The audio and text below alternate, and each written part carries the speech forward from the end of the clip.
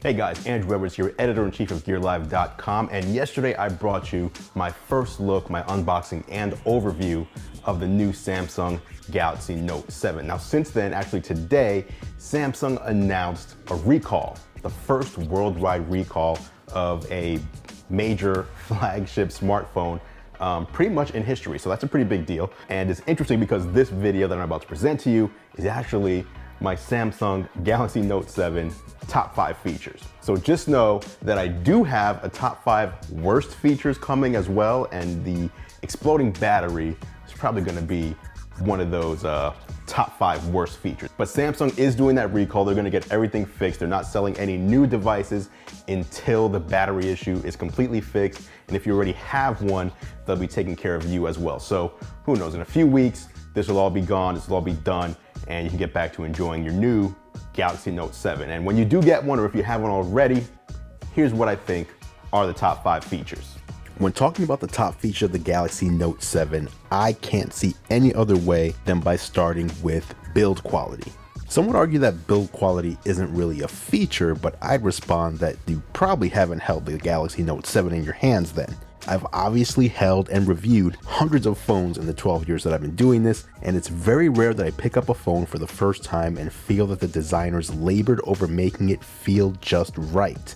Even more impressive to me is that I'm saying this about Samsung, a company who up until about a year ago made phones that felt cheap and plasticky. To be honest, I don't know that I've ever held a phone in my hands that felt so seamless. If I had to nitpick and mention a flaw in the design, it would be that having dual-sided glass makes the phone feel slippery, and at the price of the Note 7 is definitely not something you want to drop. I found that the Note 7 felt less slippery once I threw a skin on it, like the one I have here from D-Brand. They have a huge variety, and I'm sure you'll be able to find something that matches your personality as well. I'll leave a link in the description below so you can take a look for yourself. Up next, the display. It's a 5.7-inch Super AMOLED panel at 1440 by 2560, making it Quad HD. The most impressive thing here though is that the display supports HDR, that's high dynamic range video, which shows you the true light, darkness, and contrast of what you're watching in a way that simply isn't possible with non-HDR displays. That's a first for a smartphone, and Samsung needs to be recognized for that feat because this display can reach 1000 nits of brightness, where other smartphones have a peak of about 50 to 100 nits.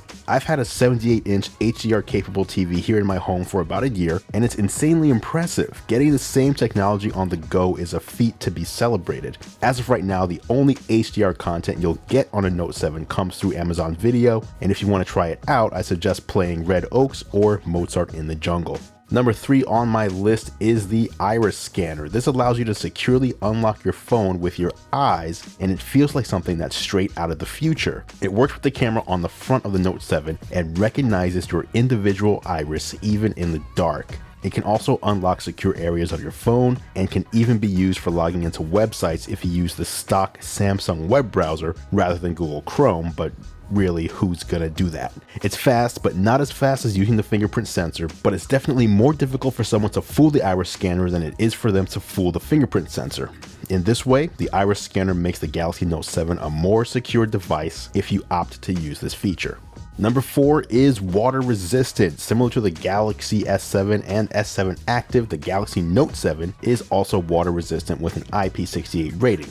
I can't say enough about this, and I'm glad to see that more and more device manufacturers, from smartphone makers to Bluetooth speaker companies to headphone shops, are all slowly starting to include water resistance as part of their offerings. The nice thing here on the Note 7 is that you have water resistance without needing to plug up any of the ports, and it still even includes the headphone jack without sacrificing the water resistance feature at all. For those counting, that IP68 rating means that it can survive being underwater for up to 30 minutes at a depth of 1.5 meters, so don't go leaving it in the tub overnight or anything like that. And last on my list is USB-C. As the majority of the industry moves toward the new USB-C standard for charging and accessories, Samsung stayed with micro USB for the Galaxy S7, S7 Edge, and S7 Active. But finally here towards the end of the year, they've made the switch with the Galaxy Note 7 to USB-C. That means it'll be easier to plug in your device, and you can also take advantage of new accessories like the updated Gear VR, which supports the standard, as well as USB-C headphones. One area that I do have to ding Samsung for though is the lack of Quick Charge 3.0. Every other flagship this year that I can think of is rocking it, while Samsung is still stuck on last year's Quick Charge 2.0 standard. But still, USB-C is a nice addition here.